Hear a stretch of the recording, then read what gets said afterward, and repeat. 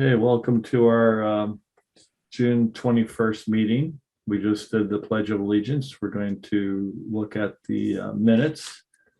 I believe I opened them up here. Okay, is there any comments on the meeting, the minutes from last month?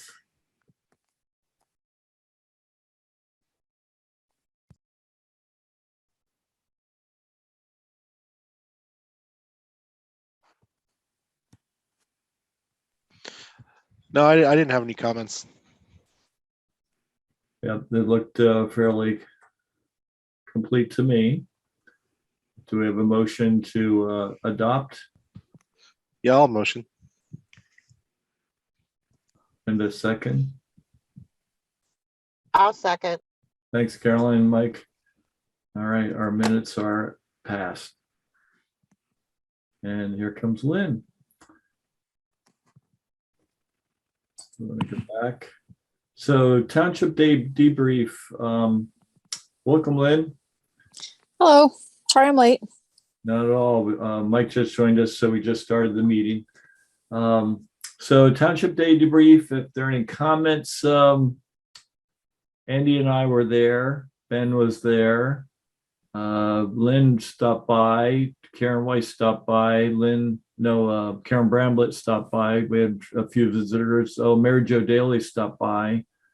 So we had a good set of visitors. I think Andy's picture game of the parks was a real hit. We had quite a few people participate in that. Any other feedback or thoughts on it, Andy? What do you think of the day? I mean, I thought it was good. At first, I was a little concerned. It seemed a little slow, but in the end, I guess got a decent amount of people stopping by and chatting. Like I said, I got some good feedback on the plastic bag ban when I brought it up. People very interested in the parks poster. There's some people that were interested in the trails too, right? We had three different people interested in talking about trails through the township. I know at least one of them was a couple that were new to the township, and we didn't really have too much to say. It was more a work in progress, right? Things we're working on, but I felt they were didn't quite get the response they were looking for. Yeah, I don't know. I don't think I have too much else I can think of. The people who talked to you about the plastic bags ban, what were their what was the split in terms of yays or nays? Well, I was saying that it might be biased because these are people stopping by the AV tent, but Right. I got very positive feedback from the people I talked to. Bill was saying that Ben maybe had someone he was talking to that was a little mixed, so hopefully Ben can join and maybe give us what he heard back on that. But everyone I talked to about it was very positive, and did voice that they felt that it was a worthwhile topic that we should be undertaking in the township. Yeah, we were on vacation in Ocean City that started that day, and they're in New Jersey, so there's no plastic bags allowed there. So the whole week we were there, we had to use the reusable bags, and you don't really notice it after you do it for at least a day or two. So it was nice. Yeah, I think it's a matter of getting in the habit, right? Carrying the reusable Yeah, bag. for sure. I mean, I still forget sometimes, honestly, when I'm going to the store here. So just getting in the habit of doing it is the hardest thing. Yeah, I agree. And you can really load them up too, I find too, where a plastic bag might rip, you can really load up those like woven ones with like 2 or 3 times as much, I feel like, as a regular bag too. So anyway. Yeah, that's a good feedback on that. much strong. They're much stronger. Because a lot of times, even, you know, in some stores, you know, even though the grocers don't need to double bag, I think, you know, they tend to double bag just as a matter of habit. You know, the plastic bags. Okay, good. Good. I thought of one other thing on Township Day, that a bowl of candy always brings them in. Man, the kids spotted that thing from 50 yards away and they'd come out like, where did you come from? It's all Yeah, I candy. remember. I remember when you first put that bowl out. You know, there's a kid was like leading his mom directly for our table. It was like he scouted it before she would have ever saw it. But yeah, you're right. That was a good draw. All right. So then, did anybody have something to say? Lynn, did you want to say anything? Yeah, I'm sorry, but I didn't mean to interrupt. No, I was just gonna say on the plastic bag ban, if there's any like summaries of the, you know, the feedback that you've been collecting from residents, whether they're for, against, or undecided, I know it'd be helpful for the council to see that. I mean, just from a council perspective, there have been a couple of, since I've been on council, you know, starting in January, there have been a couple of things that have popped up where I think the council made a thoughtful decision, but sort of in retrospect, we're like, wow, there are things additional information we should have dug out on this topic. So I suspect that as a council, we'll want to get in front of any of the hesitancies, you know, the skepticism that people have, and really make sure, you know, whatever is out there, we're prepared to address it. So anything you can do to continue to provide us with that feedback would be helpful. Yeah, in fact, we'll go into that next topic. Good lead in, Lynn. So let me bring that up. So Andy did a summary page here of some of the feedback, but we thought we would send you the direct workbook with the actual detailed comments, because this is not all 58. It's just a one pager, but he summarizes some of the highlights, I think, very well. And, you know, of the ones that responded, we got a 59% positive feedback, 21 negative, and then 16% were really no pro con stance. So I think that kind of surveys, but it was 58 responses. Most of them are individual residents, I would say. 88% identified as residents. And a lot are asking to be kept informed as we make progress. So I think this is kind of a nice highlight reel, but we will send you the detailed workbook. I think one question we had, or at least I was sensitive to, is the survey question submitters, privacy.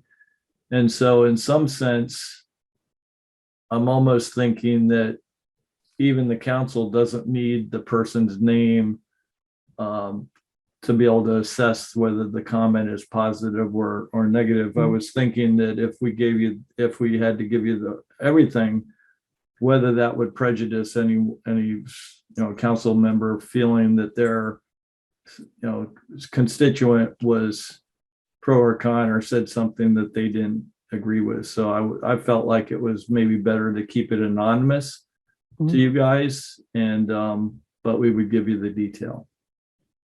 I think that seems fair, Bill. I agree. I don't think we need to know resident names. I think it's helpful just to have a sense of that, you know, numbers, the kinds of comments that are coming in, the number of people who said yay or nay or I'm unsure. So, and I apologize for jumping ahead to the next topic. We were talking a little bit about the plastic bag feedback, Yeah. so I wasn't sure if we were already there. So No. I apologize for rushing us into that. No, not at all, because I think we got the feedback from Mike and Andy on the Township Day. So I don't know that we had a lot more to say about Township Day. I was okay moving forward. Unless somebody wants to pitch on something, you can always bring that topic back up. So that's kind of like a highlight reel that Andy did. The the other thing he did was he put together this word cloud, and it's really just a dump of the text. And then the word cloud just sizes the words based on the number of times they're used. Whether this is interesting or not, it's kind of a pictorial way of seeing something. In some cases, I've seen the word clouds do some concatenation of words so that the sequences of words come up. So this is kind of more a word cloud that just does individual words, but there are some cloud tools that would pull together if the words were contiguous, and then you would start seeing a 2-word phrase or whatever. I think you can set it. So whether this is helpful or not, but it's just kind of an interesting way of viewing that data. So I did have a kind of a thought process here on what we might do to get ready for presenting to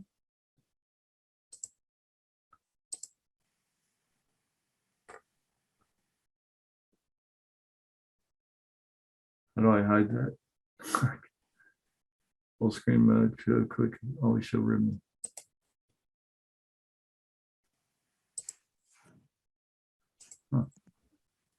What are you trying to do, Bill? Get rid of the ribbon?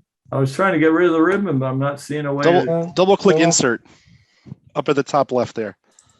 Oh, thank you. Good trick. Mike, you're a word whiz. What can I say? So I guess this is just one thing we thought we would invite Farron in case the council has questions that we aren't able to answer. We thought it'd be good to have him on the phone just in case, rather than having to say we'd go back and find out for you. So we thought we'd just put together a quick background slide, just say what we've done so far. And the reason why we went with informal comment feedback rather than a survey was that we found that the other townships that have already done surveys are finding that the majority are in favor. So that's why we did not decide to do a survey. So we don't want council to misinterpret these 58 comments as being representative of all of our stakeholders.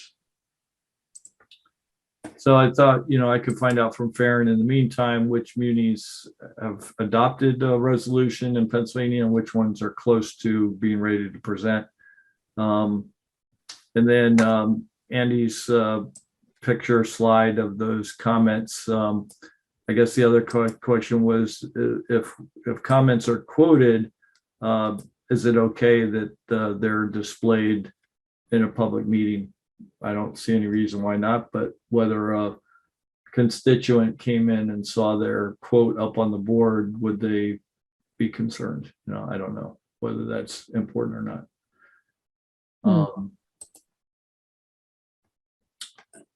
So It's the, on a lot of those, I cut and paste, so any misspellings and capital, non-capital, punctuation, etc., mistakes they made it's in what I put together. So it's a little interesting. In the one thing it says four hugs or whatever. So I believe they meant 4 huge construction bags. But I believe it says 4 hugs there at the bottom. So it just to let you know, I didn't edit those at all. Those are direct quotes. oh, right here, this one. Yeah, I see it. I mean, I think that's kind of what you want to see, but you do have to read them maybe a couple times because of typos and stuff like that. I wonder if we could put a dot in there or something. I don't know. But yeah, I think this will be on the screen so briefly that, if somebody goes back to watch the recording, they can, of course, pick that up. But I don't know whether we need to edit all of these.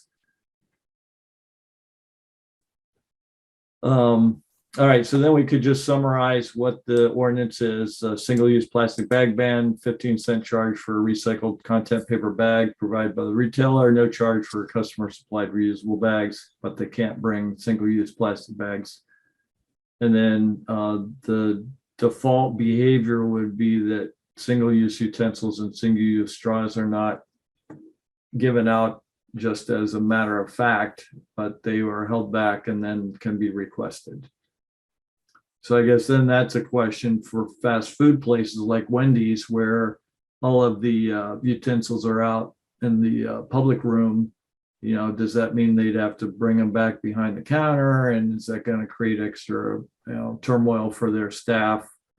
And have to respond to everybody who needs a plastic utensil. So maybe we need to ask Farron how to handle that, or how others have handled that. That's just one little obstacle I thought could occur based on that. But maybe that would be worked out through dialogue with the retailer. And so maybe when we go to see how they've got their setup, we could figure out some intermediate way to handle it. And then we thought we would talk about what the next steps would be. And then ask whether you guys would be ready to, if we would be ready to go in September with a public announcement and then vote in October. And then a 6-month later implementation date, April next year. And then we need to talk about enforcement. How do we keep track? Narberth is pretty laid back.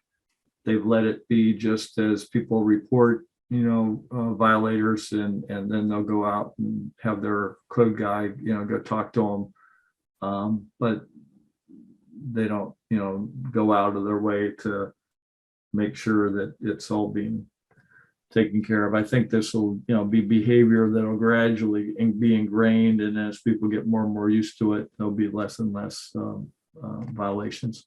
But the ordinance does have a specific violation count and amounts. So I guess I'll need to make sure I get that right on the slide. So that's kind of what we envision.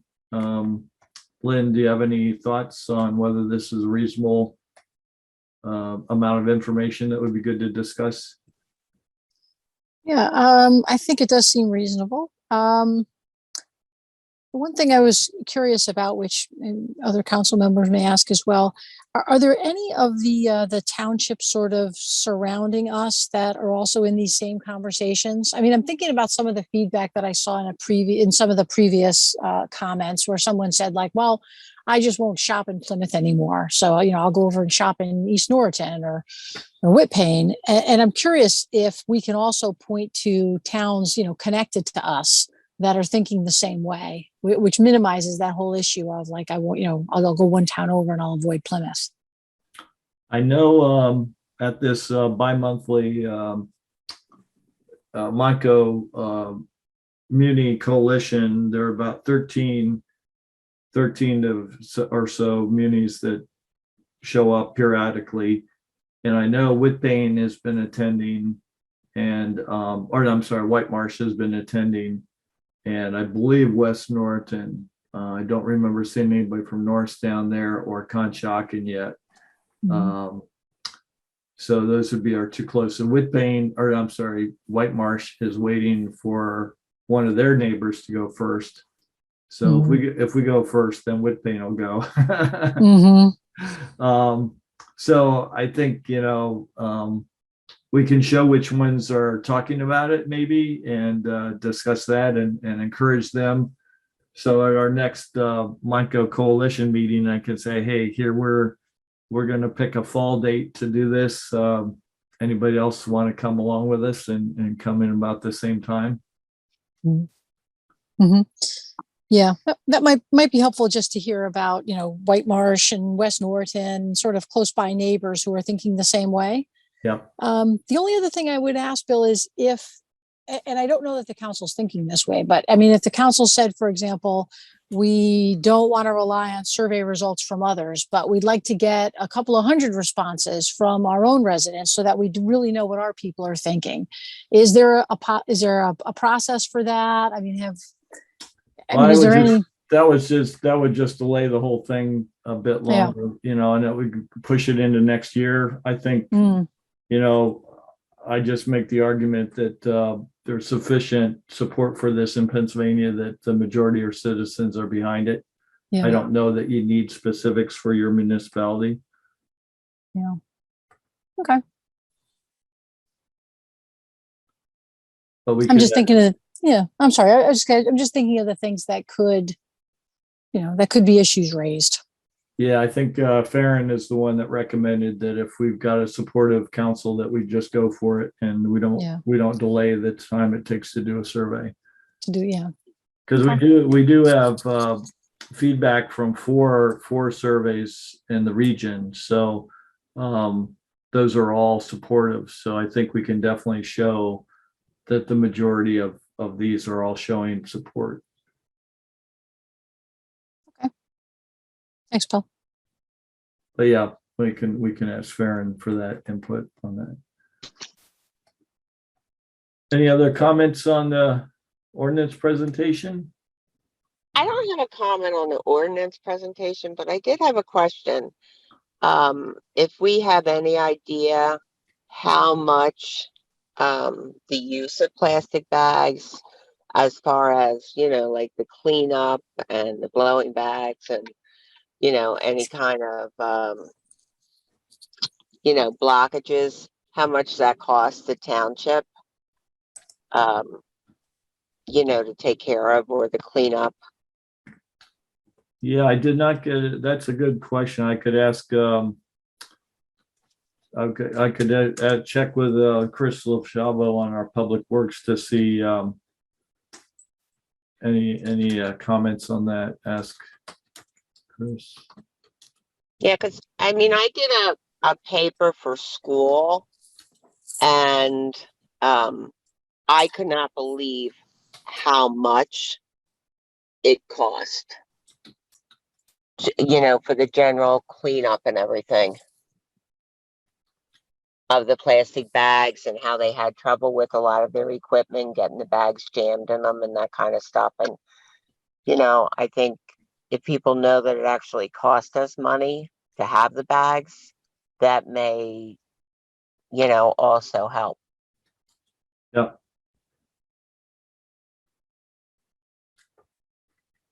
Yep. Good questions. I'm also in my car, just as an FYI, and I'm on my way home. So since I had to pass Boscov's, there's actually 4 chargers at Boscov's. Oh, cool. Yeah, but it doesn't say if they're high speed or not. They just have like IDs on them. Yeah.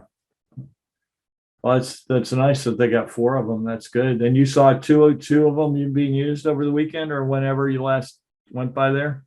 Yeah, 2 of them were being used on Sunday. Nice.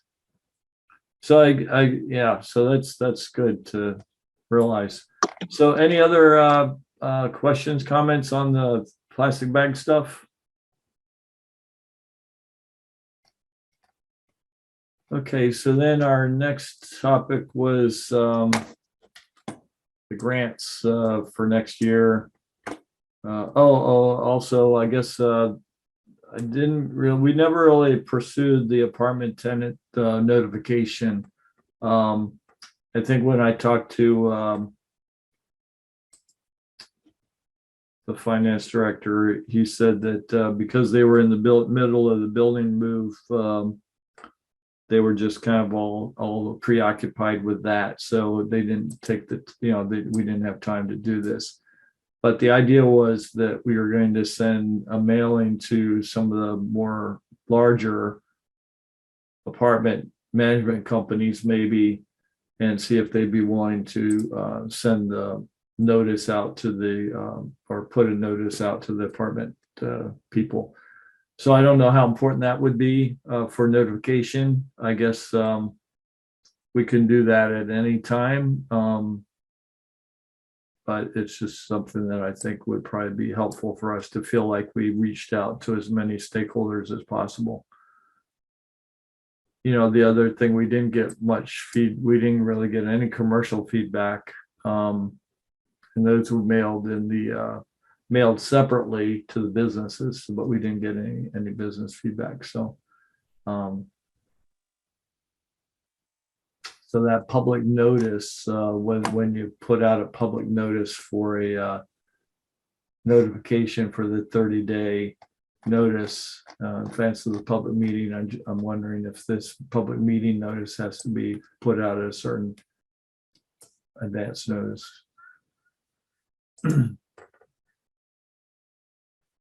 So those are the two open questions. So maybe I should find out about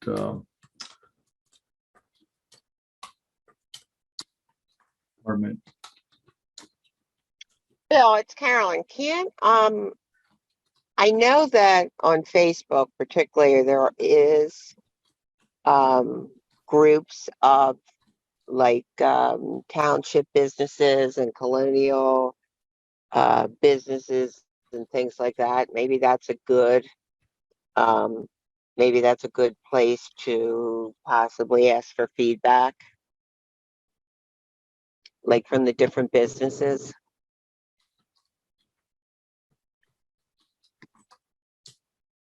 Yep. I'm just throwing it out there. Yep. I'm always a little leery of Facebook conversations because they tend to deteriorate very quickly. You know, once a discussion gets into, yeah, that just to me can be a tough arena to have a reasonable conversation.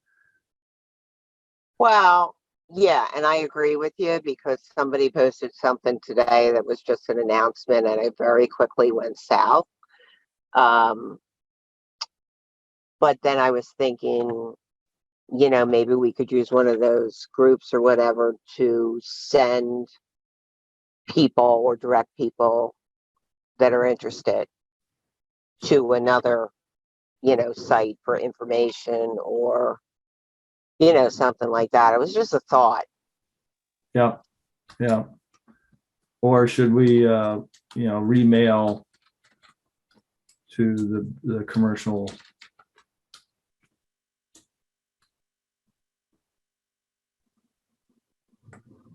Yeah, if they didn't open it the first time, I guess whether mailing is even worth it.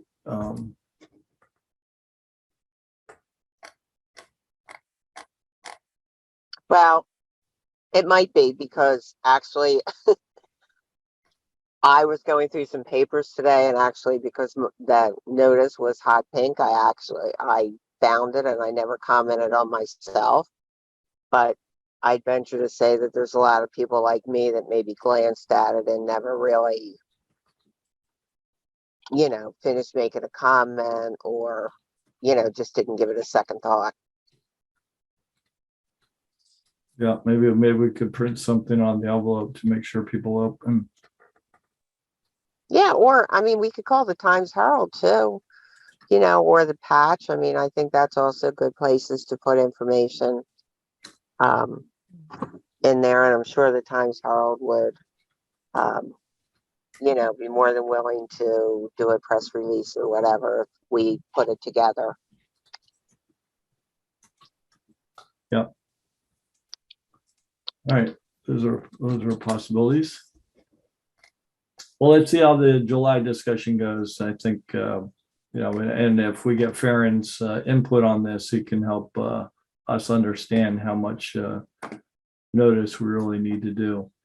I think it's really a matter of, you know, the wave has been changing across the country and people realizing the damage of plastics.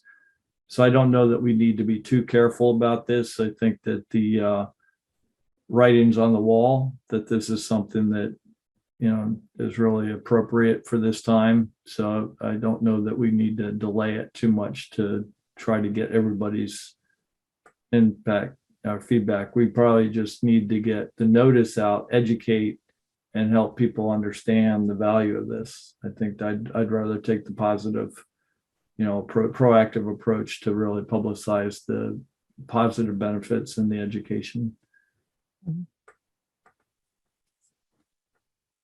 Yeah, I mean, maybe the distinction is, to your point, Bill, it's not, there'll be a point at which it's not about asking people to comment, though we want their comments, but it's at the very least communicating what's happening Yeah. So for example, maybe even it's just enhanced communication about the presentation of the ordinance. So if someone has an opinion, they can come to the council meeting and step up and share their opinion. Yeah.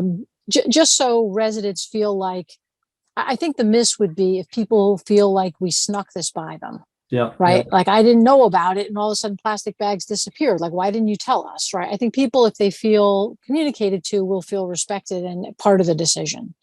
Yeah. So, and I think as, you know, a township and as council, we also have to make sure people feel like they've heard about this and it wasn't something that they feel like we're trying to sneak through. Exactly. And I'm not suggesting we are, but that's how Right, some right. people will feel. Exactly. No, I agree with you, Lynn. I think that's important.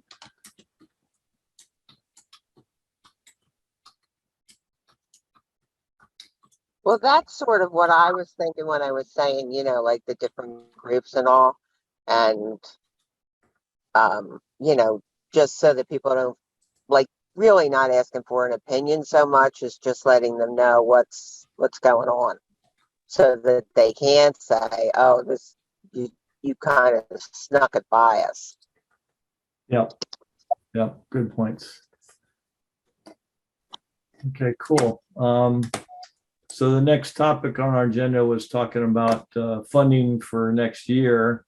I think we always come in late to the game asking for funds when the grant is ready to go and it's too late. So I think we can ask for something to be put on the 2023 budget. So that topic I put down here at the bottom of this. So thinking that if we wanted to focus on the trail development, our last update to this was in our 2019 comprehensive plan. So that's the last. So Karen Frank and the Parks Department helped put together the addendum for the comprehensive plan that had just been finished by the county planners. And she worked with a bicycle planner group who were able to put together this appendix for the comprehensive plan. So it's an appendix, and I can't remember which one. Trails, I'll just call it the Trails Appendix.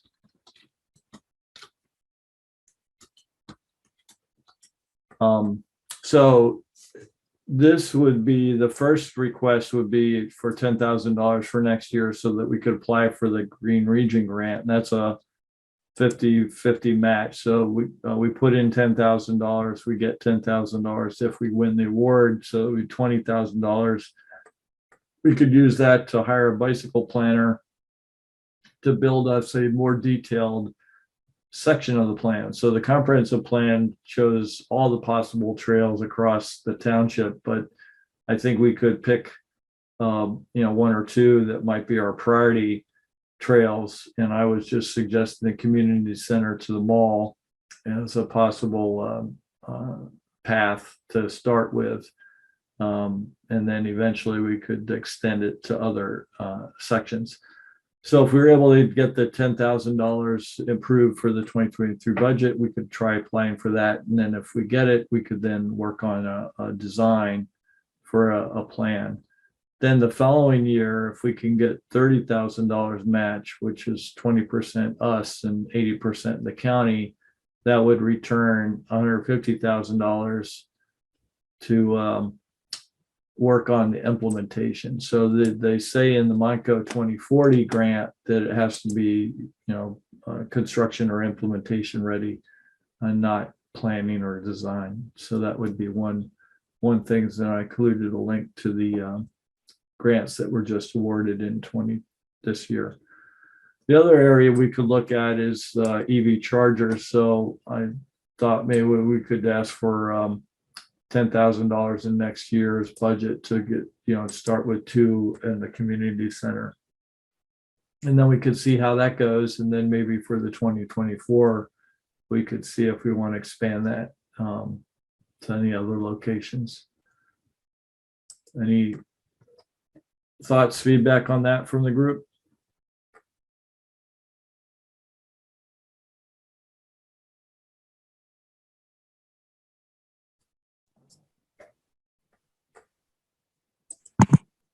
I think that's a good plan. So what do you need to do first? I mean, you need to get the townships to get in their budget cycle, to make sure the township funding is there so that you can even go and write the grants. Is that right? I feel like they usually need to see that the township is really committed to that. Yeah, I think we could, based on this suggestion, we could put together an email to ask Karen and Weiss and Rick Carbo to put these line items in the 2023 budget cycle, request cycle, because each department chair is having to get their budget stuff together, I believe, by August or end of July. And so if we get our request in, Rick could put it in for these two items, and then it would be discussed and negotiated during their November public meetings, and then we would find out whether we got included or not.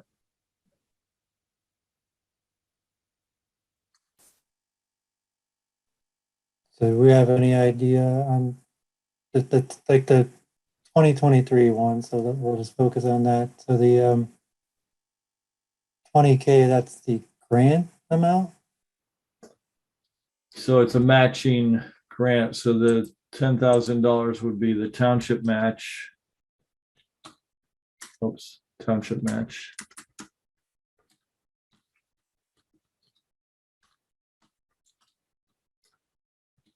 To receive, it's a, what do you call that? 50-50%. I don't know if you call that 50-50, but yeah, the $10,000 would return us a $20,000 or $10,000 from PICO. So they would put in 10,000 and we would put in 10,000. So our result would be a $20,000 budget or a $20,000 amount, but the township would only have to move 10,000. Mhm.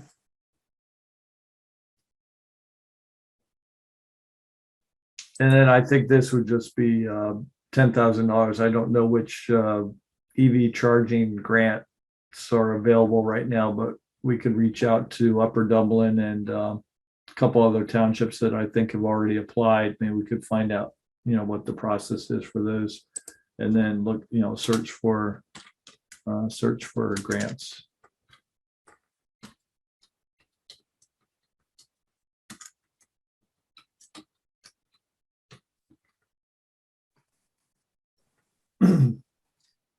Bill, would receiving the grant be sort of the start of the process of exploring that kind of like the trail that you mentioned, like community center to the mall? Or has some of that work already been done? Like, I'm curious if like $20,000 gets that job done or starts the project, or we don't know yet. Yeah, we did a $20,000. We did this grant for the $20,000 plan from Bob Thomas created a plan from the mall to the intersection of Butler and Plymouth Road. So we went up to the CVS and actually then connected back into the Butler Pike Cross County Trail. So the Cross County Trail theoretically is going to go up to Butler and then cross over into White Marsh at some point along Butler, between Butler and the Trenton Cutoff Rail Bridge. And then the connection from Plymouth to the mall would be from that point to the mall. And so we did a $20,000 grant that got us a design or a feasibility study, I should say, for that section. So I think that's about roughly how much we might get done would be the distance of 2 miles.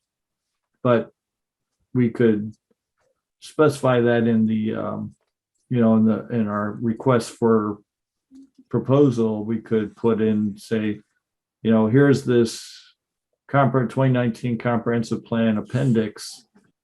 We're thinking the community center to the mall would be a reasonable starting point, but for $20,000, are there any other segments that you could proposed. So maybe we could, decide the priority of which trail by the time we get the money, and then look at what would be the most effective outcome for that proposal.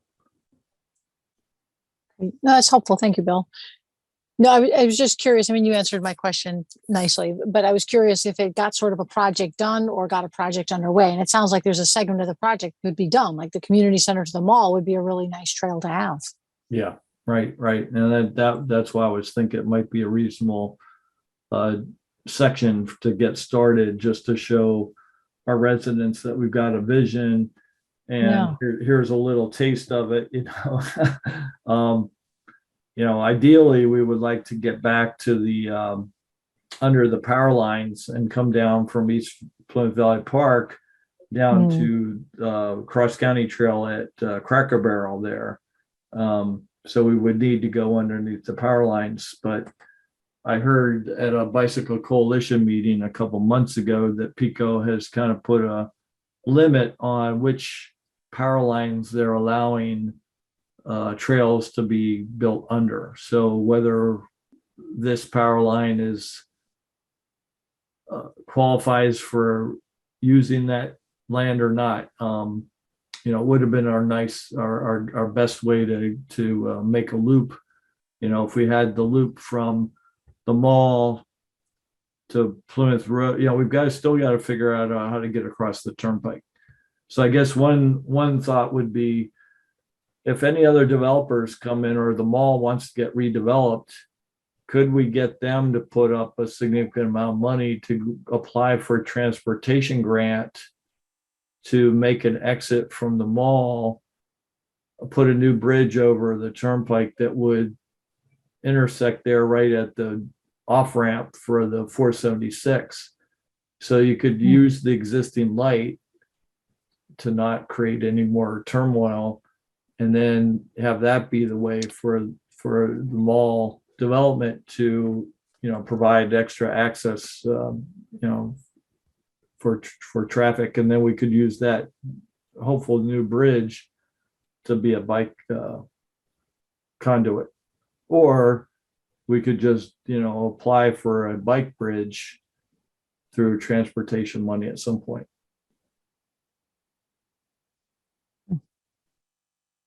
But then if we had that loop, you could go theoretically down Plymouth Road, up Butler Pike to Germantown, hit the Cross County Trail at, you won't be going on Germantown, but you would come through the corporate center there down the hill, and then come across to Cross County Trail at Chemical and Germantown, and then come back to the Cracker Barrel, and then turn up the power line trail, and then back to the community center.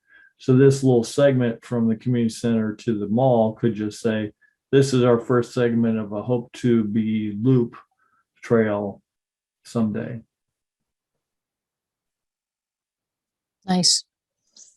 No, it sounds like a great plan, Bill. It sounds well thought out. And I think people would even see, to your point, I think people would see that as success. Like getting people from the community center to the mall, I think would feel in and of itself like a completed project. Yeah. Like I know there are a lot of people that sort of move from those two places, or would like to move from those two places, kids and adults. I think that'd be super. It's a great vision. Yeah, I was trying to remember where the comprehensive plan was posted. I should have had that in the minutes so we could have looked at it.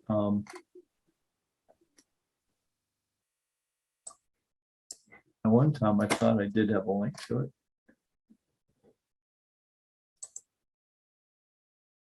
Oh, here we go. Comprehensive plan.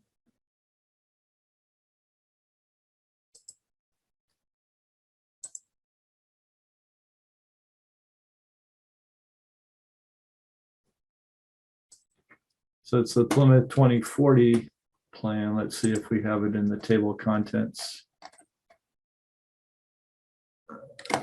We've beefed this baby up.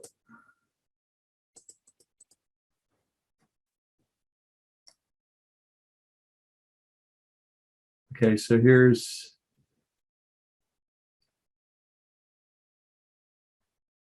transportation, bikeability.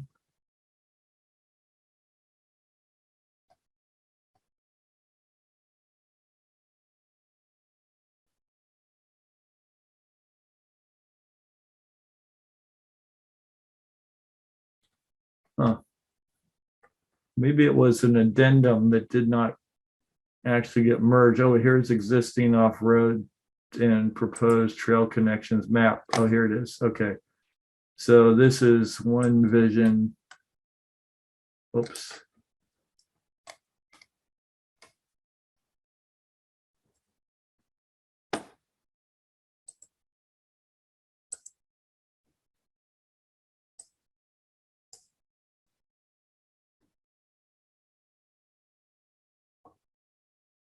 So there's the orange.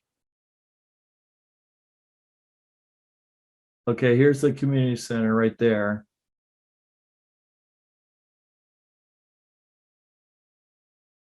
Here's the mall right here.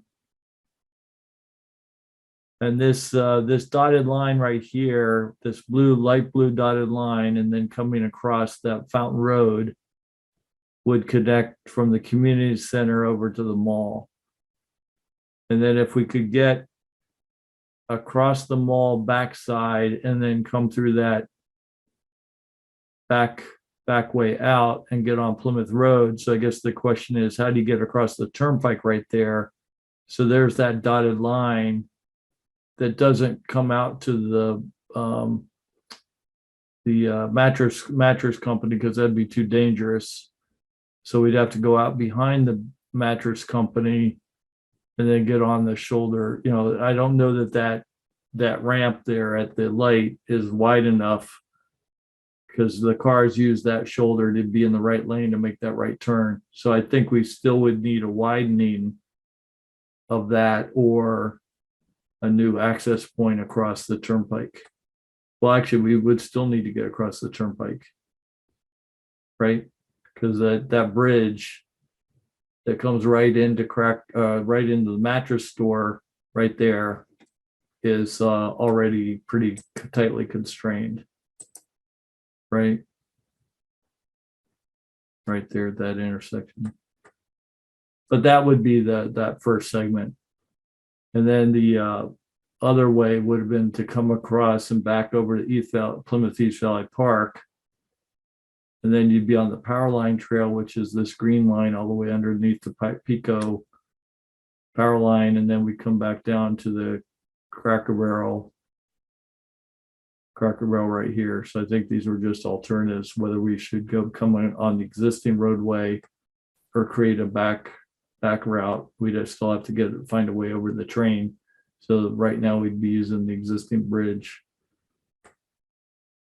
there. So it is in our comprehensive plan. So I think this is supportive of what we could ask for in terms of money for a grant.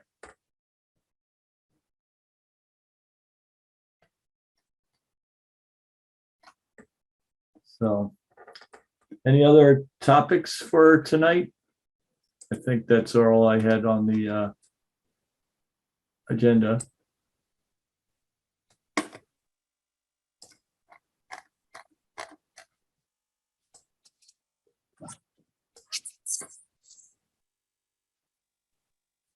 Oh, then there's a webinar next Wednesday on electric trash trucks. And I forwarded it to Karen Weiss to forward to staff. I don't know how far it got from there or the rest of the council, but I'll reach out to Chris LaChava, see if he might be interested. Springfield Township and Upper Dublin Township are starting to consider it to help them meet their clean energy goals. So it'll be interesting to hear how far MAC has gotten in terms of being able to make it cost effective. But one thing about EVs, you know, when somebody pointed out last week, and I was on a call, you know, with the cost of gas at $5 a gallon, he said that Westchester is providing EV charging at a equivalent electric cost of $1.05 per gallon for electric. So if you tried to convert the electric, you know, capacity you have in a battery, and you try to make that energy distance equate between a gas car and electric car, they come up with this EGAL type of nomenclature. So I don't know how accurate it is, but I was at a conference also another weekend, and somebody said that they heard that the e-gallon charge was around $120. So even if it's between $1.05 and $1.30 or $1.50, if you're paying $5 a gallon on gas, and you could cut it down to $1.50 even, I think most people would be pretty happy. Plus, you don't have to pay for oil changes, oil filters, spark plugs. I'm not sure if you even need much else. There aren't many moving parts in an electric motor. I think it's really just a rotor that drives the axles pretty well. So anybody interested in getting an electric car? Next year I'm probably going to get a new car, but I keep going back and forth whether it should be an electric car or one last go at a small, fast gas car. So we'll see what happens.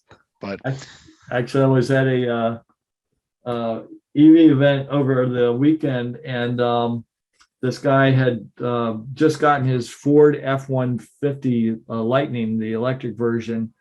And he and his wife had driven it. He said it's a 320 miles, I think, just capacity. And they said it drove really well. I mean, he was just breaking it in, but it was a really beautiful looking truck.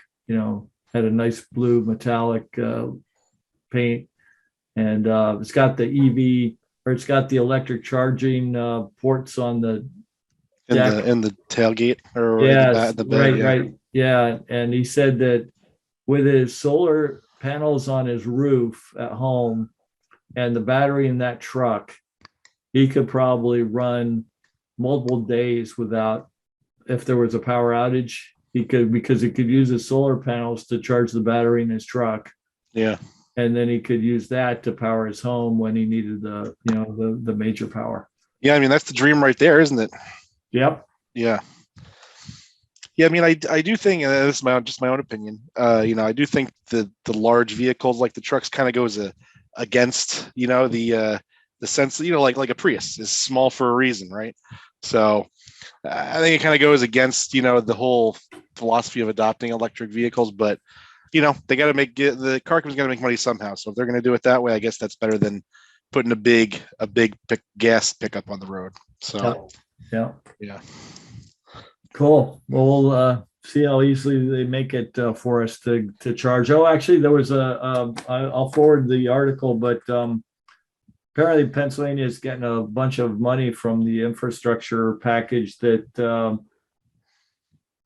PennDOT is going to invest in electric charging across the state to try to make it more equitable and even. Mm-hmm. So I'll forward that article to kind of show you that the state is actually coming behind it too. All right, well, let you guys go, but motion to close. Yeah, I'll motion. And I'll second. Thanks, Andy. Okie dokie.